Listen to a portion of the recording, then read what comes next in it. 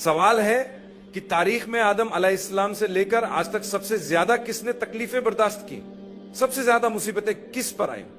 نبی کریم صلی اللہ علیہ وسلم نے سب سے زیادہ تکلیفیں جھیلی، پھر بھی آپ بلا شبہ اللہ کی سب سے بہترین مخلوق تھے۔ اگر آپ کے دل میں ذرا سا بھی شک ہے کہ رسول اللہ صلی اللہ علیہ وسلم سب سے عظیم نہیں ہے تو آپ کے ایمان میں کوئی نہ کوئی خرابی ہے۔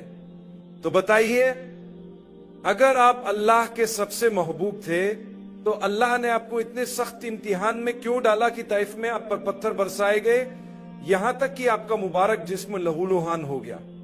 یہ اس لیے نہیں تھا کہ آپ کوئی عام درجہ یا ماسٹرز یا پی ایچ ڈی حاصل کریں، بلکہ وہ بلند ترین درجہ حاصل کریں جو کہ افضل الخلق کا درجہ ہے۔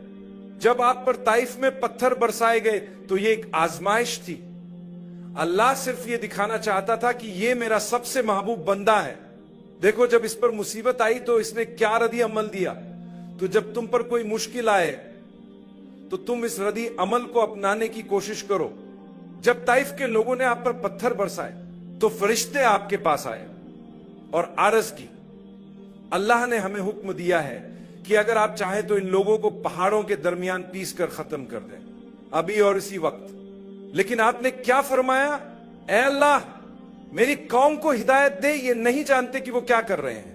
یا اللہ، میں تجھ سے اپنی کمزوری کی فریاد کر رہا ہوں، دیکھ میں کتنا کمزور ہوں، یہ میری بات بھی نہیں سن رہے، حالانکہ آپ سب سے زیادہ طاقتور تھے۔ حدیث میں آتا ہے کہ آپ کو 30 مردوں جتنی طاقت دی گئی تھی۔ ایک اور آزمائش، روایت میں آتا ہے کہ آپ کا چہرہ ایسا تھا جیسے پورا 14ویں کا چاند سامنے ہو، اور کیا ہوا؟ آپ کے ماتھے پر ایک زخم آیا جو ایک کنارے سے دوسرے کنارے تک پھیل گیا۔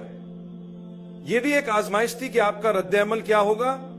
غزوہ احد میں کیا ہوا؟ آپ کے مبارک دانت جو اتنے روشن تھے، 2 دانت اللہ کے راستے میں شہید ہو گئے۔ ایک اور آزمائش، مگر دیکھیں آپ نے کیسے رد عمل دکھایا۔ میں آپ کو نبوت کے ابتدائی دنوں کا ایک واقعہ سناتا ہوں، جب رسول اللہ صلی اللہ علیہ وسلم کی عمر مبارک 40 سال تھی۔ آپ پہلے ہی مکہ میں اپنا پیغام پہنچا چکے تھے، اور ہمیں معلوم ہے کہ مکہ کے لوگوں نے آپ کے ساتھ کیا کیا۔ اللہ نے ایسا کیوں ہونے دیا؟ کیا سب کچھ اللہ کے اختیار میں نہیں؟ اللہ کے اختیار میں سب کچھ ہے، لیکن اپنی محبت کی مہر لگانے کے لیے اللہ نے اپنے سب سے محبوب بندے پر یہ سب کچھ ہونے دیا۔ اس لیے جب ہمیں دنیا میں کچھ مسائل کا سامنا ہوتا ہے تو اللہ کا شکر ادا کریں اور کہیں، یا اللہ، تو نے مجھے عبادت کا ایسا موقع عطا کیا جو صبر کے نام سے جانی جاتی ہے۔ اگر تو یہ مشکل میری زندگی میں نہ رکھتا تو مجھے وہ عبادت نصیب نہ ہوتی جس کے لیے تو نے اپنے نبی کو چنا تھا۔ رسول اللہ صلی اللہ علیہ وسلم بیٹھے تھے کہ ایک بوڑھی عورت گزری جو بہت سا سامان لیے ہوئے تھی۔ آپ فوراً اٹھے اور فرمایا، اے میری ماں، کیا میں آپ کی مدد کر سکتا ہوں؟ وہ حیران رہ گئی کہ 40 سال سے زائد عمر کا ایک شخص میری مدد کرنا چاہتا ہے۔ وہ بولی، میرے بیٹے، آپ بہترین انسان ہیں، کوئی جوان ہو یا بوڑھا، آج تک کسی نے میری مدد کی پیشکش نہیں کی۔ آپ جیسے لوگ بہت کم ہوتے ہیں۔ جب رسول اللہ صلی اللہ علیہ وسلم نے اصرار کیا تو اس نے کہا، یہ میرا سامان ہے، میرے لیے اٹھا لیں۔ آپ صلی اللہ علیہ وسلم نے اس کا بھاری سامان اپنے مبارک سر پر رکھ لیا۔ پھر وہ عورت بولی، میرے بیٹے، آپ بہترین اخلاق کے مالک ہیں، آپ کا کردار بہت اعلیٰ ہے، آپ کی بات چیت بھی بہت اچھی ہے، سب کچھ آپ میں بہترین ہے، لیکن میں آپ کو ایک خطرناک آدمی کے بارے میں خبردار کرتی ہوں جو مکہ میں آیا ہے۔ وہ ایک زہریلا پیغام لے کر آیا ہے۔ وہ ہمیں ہمارے معبودوں سے دور کرنا چاہتا ہے، ہمارے سرداروں کو چھوڑنے کا کہہ رہا ہے، اور صرف ایک خدا کی عبادت کا درس دے رہا ہے۔ یہ سب فضول باتیں ہیں۔ وہ ایک نیا دین لے آیا ہے، ایک بدعت۔ ہمیں اس سے لڑنا ہوگا، اپنی جان اور خون سے اس کا راستہ روکنا ہوگا۔ ہمیں اس کا مشن ختم کرنا ہوگا اس سے پہلے کہ وہ پھیل جائے۔ میرے بیٹے، میں آپ کے لیے فکر مند ہوں، اسی لیے آپ کو خبردار کر رہی ہوں۔ کہتے ہیں کہ جو بھی اس آدمی کو دیکھ لے یا اس کی بات سن لے، وہ اس کے جادو میں آ جاتا ہے اور اسے نبی مان لیتا ہے۔ وہ لگاتار بدکلامی کرتی رہی اسی شخص کے خلاف جس نے اس کا سامان اٹھایا ہوا تھا. لیکن رسول اللہ صلی اللہ علیہ وسلم نے کیا کیا؟ آپ خاموش رہے، کیونکہ کچھ موقعوں پر خاموشی سونے سے زیادہ قیمتی ہوتی ہے. جب کوئی مسئلہ اتنا بڑا ہو کہ آپ اسے حل نہ کر سکیں تو شاید خاموشی اختیار کرنا بہتر ہو. اللہ قرآن میں ذکر فرماتا ہے کہ زکریا علیہ السلام سے کہا گیا جب انہوں نے عرض کی، یا اللہ میں لوگوں کا سامنا کیسے کروں گا، میری مشکل بہت بڑی ہے. تو اللہ نے فرمایا کہ تم 3 دن تک لوگوں سے بات نہ کرو سوائے اشاروں کے، اور اللہ کو بہت یاد کرو. آپ نے صرف اپنا مقصد پورا کرنے پر توجہ دی، یعنی اس کی چیزوں کو ایک جگہ سے دوسری جگہ پہنچانا. جب آپ اس کے گھر پہنچے تو سامان اتار کر نرمی سے پوچھا، کیا میں آپ کے لیے کچھ اور کر سکتا ہوں؟ کیا گھر میں کسی چیز میں مدد چاہیے؟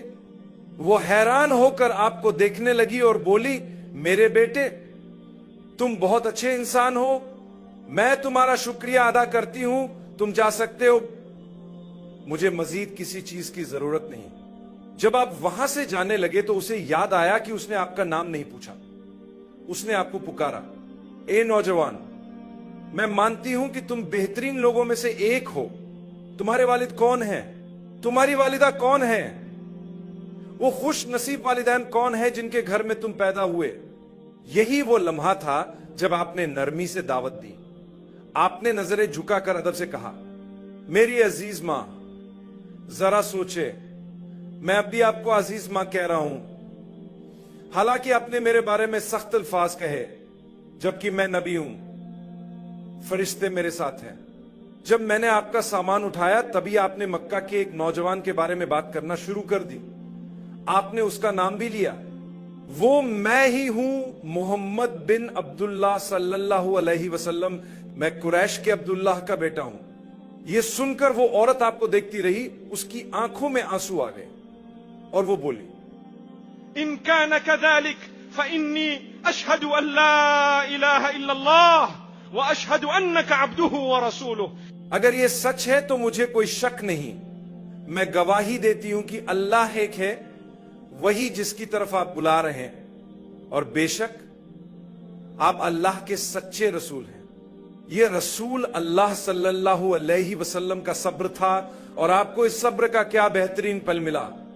آج ہمارے مسائل تو اجنبیوں کے ساتھ نہیں بلکہ اپنے گھر والوں کے ساتھ ہیں. ہم اپنے ہی بھائی بہنوں سے اچھا سلوک نہیں کرتے، ہم انہیں سبق سکھانے کی دھمکیاں دیتے ہیں، میں اسے ٹھیک کر دوں گا، مجھے اس کی ضرورت نہیں. یہ دنیا امتحان گاہ ہے. جو کچھ بھی آپ کی زندگی میں ہوتا ہے وہ اللہ کی طرف سے آپ کے لیے خاص طور پر بنایا گیا امتحان ہے.